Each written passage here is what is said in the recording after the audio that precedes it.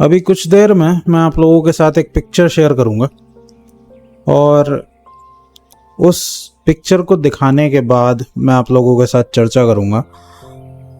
मेरी राय में ये जो इमेज है, पिक्चर है, वो हर किसी के कमरे में लगी होनी चाहिए और रोज़ सुबह शाम दिन में कम से कम 1 या 2 बार आपकी नज़र इसके ऊपर ज़रूर पड़नी चाहिए, ताकि आप लोगों को हमेशा ये याद रहे कि आप किस स्थिति में हैं और किस स्थिति में आपको पहुंचना है। दोनों चीज़ का ज्ञान आपको होना चाहिए कि अभी आप किस स्थिति में हैं और किस स्थिति में आपको पहुंचना है। हो सकता है ये पिक्चर आपने अब से पहले देखी भी हो, बट मेरे मायने में हर किसी के घर में ये पिक्चर लगी होनी चाहिए, ताकि आप इसे सुबह शाम देखें और आपको ध्यान रहे कि आपको कहाँ पहुँचना है और अभी आपकी स्थिति है क्या। तो चलो मैं सबसे पहले आपको ना पिक्चर दिखा देता हूँ, उसके बाद हम बात करते हैं। हो सकता है आपने ये पिक्चर इससे पहले देखी भी हो। ओके, तो वो है ये पिक्चर। ये माँ काली की बहुत फेमस फोटो है, जिसमें हो क्या रहा है, इसमें माँ भगवान शिव के छाती के ऊपर पैर रख के खड़ी हुई हैं। अपना रौद्र रूप उन्होंने दिखाया हुआ है और उनके गले में मुंडों की माला है, हाथ में खड़ग है। यहाँ पर आप देखेंगे तो एक हाथ में कटा हुआ सिर भी पकड़ रखा है। पर इन सब चीज़ों से बहुत ज़्यादा कुछ उतना मतलब नहीं है।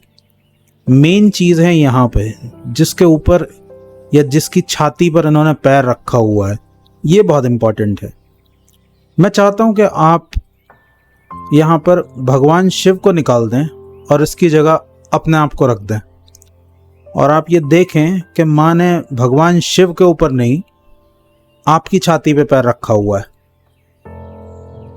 अभी आप भगवान शिव को यहाँ पर देख रहे हैं तो क्या है कि भगवान शिव बेहोश अवस्था में यहाँ पर पड़े हुए हैं, निद्रा में हैं, बहुत गहरी अनंत निद्रा में।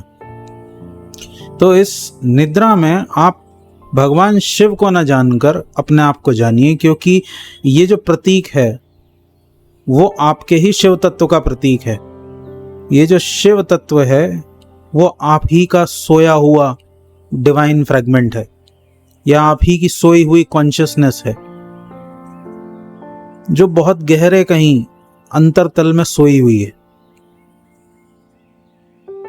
और माँ यहाँ पर क्या कर रही है, छाती पर लात मार के, सबसे गहरा प्रहार अगर आप किसी के ऊपर कर सकते हैं तो उसकी छाती के ऊपर कर सकते हैं। सोते हुए आदमी को, सोती हुई चेतना को, यहाँ पर जो शिव हैं, भगवान शिव हैं, वो सोती हुई चेतना के प्रतीक हैं और यही सोती हुई चेतना आपके अंदर भी है। तो माँ यहाँ पर क्या कर रही है, छाती पर लात मार के शिव को जगा रही है। और शिव कौन है? शिव आप ही हैं। तो माँ यहाँ पर और किसी को नहीं जगा रही, माँ आप ही को जगा रही हैं। वो जोर से लात मार के आपको जगा रही हैं, इस अनंत निद्रा से बाहर निकाल रही हैं।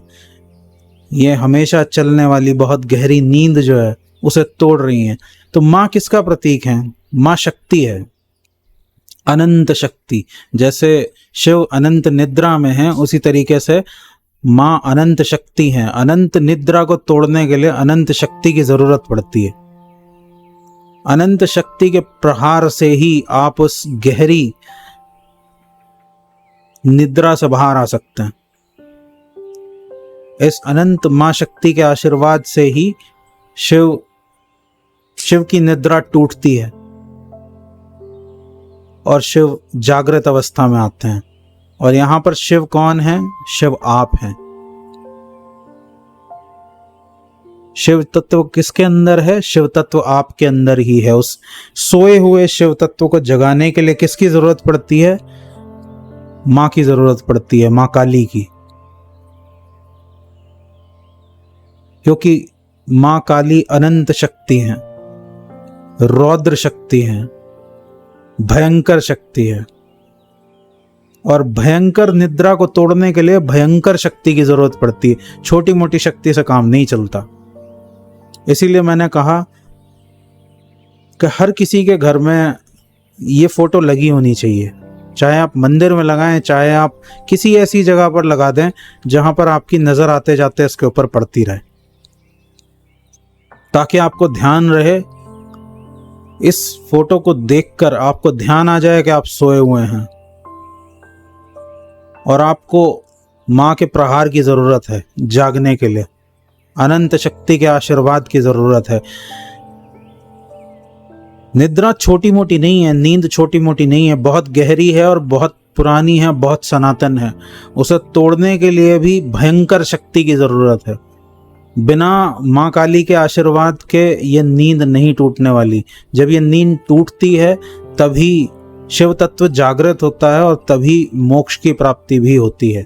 आप इसे मोक्ष कह लें, निर्वाण कह लें, जो कहना चाहें कह लें, पूर्ण जागरण कहना चाहें जागरण कह लें, यही जागरण भी है। पूर्ण जागरण कहें या जागरण कहें, बिना माँ के प्रहार के, बिना माँ के आशीर्वाद के, इसे आप प्रहार ना समझ के इसे आप माँ का आशीर्वाद समझिए।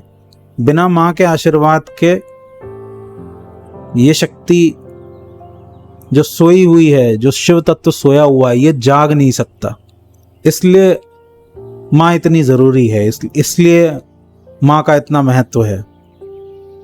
बिना माँ के आशीर्वाद के शिव तत्व नहीं जागृत होता। ये हमेशा याद रखना। इस शिव तत्व में ये जो शिव लेटे हुए हैं ना नीचे, इसकी जगह अपने आप को जानना कि तुम बेहोश लेटे हुए हो और माँ तुम्हें लात मार के जगा रही है। ये शक्ति का प्रहार है बेसिकली।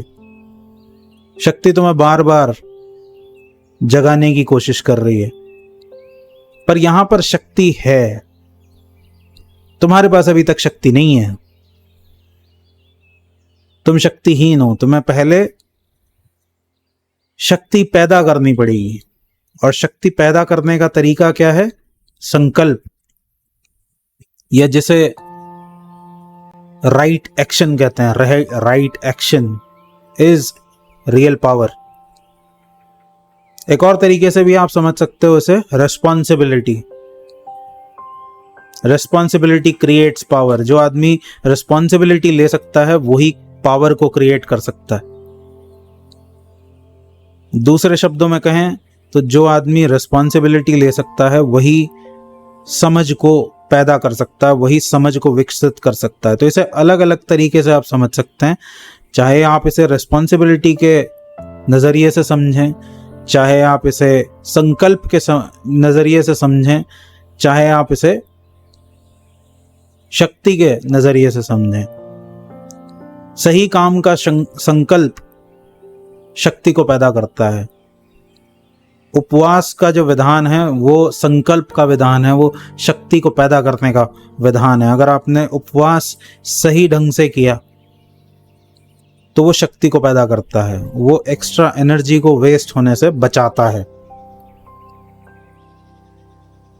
और लेकिन अगर आपने सही नहीं किया तो उल्टा भी हो सकता है, आपकी शक्ति और ज्यादा व्यय भी हो सकती है। क्योंकि ज्यादातर लोग जब उपवास करते हैं तो वो सारे दिन खाने के बारे में सोचते रहते हैं, और सोचने से जितना ज्यादा आप सोचेंगे उतना ज्यादा आपकी मेंटल एनर्जी ड्रेन होगी। ओके, तो अब मैं ज्यादा आगे चर्चा नहीं करूंगा। मेरा यही कहना है कि ये जो फोटो है ये बहुत कमाल की फोटो है। ये आपके घर में जरूर होनी चाहिए। आप सुबह शाम इस फोटो को जरूर देखें ताकि आपको याद रहे कि अभी आपकी स्थिति क्या है और किस स्थिति में आपको जाना है। अभी आपकी जो स्थिति है वो आप अपनी स्थिति कहें या अपनी चेतना की स्थिति कहें, अभी जो आपकी चेतना की स्थिति है वो सोई हुई है, निद्रा में है।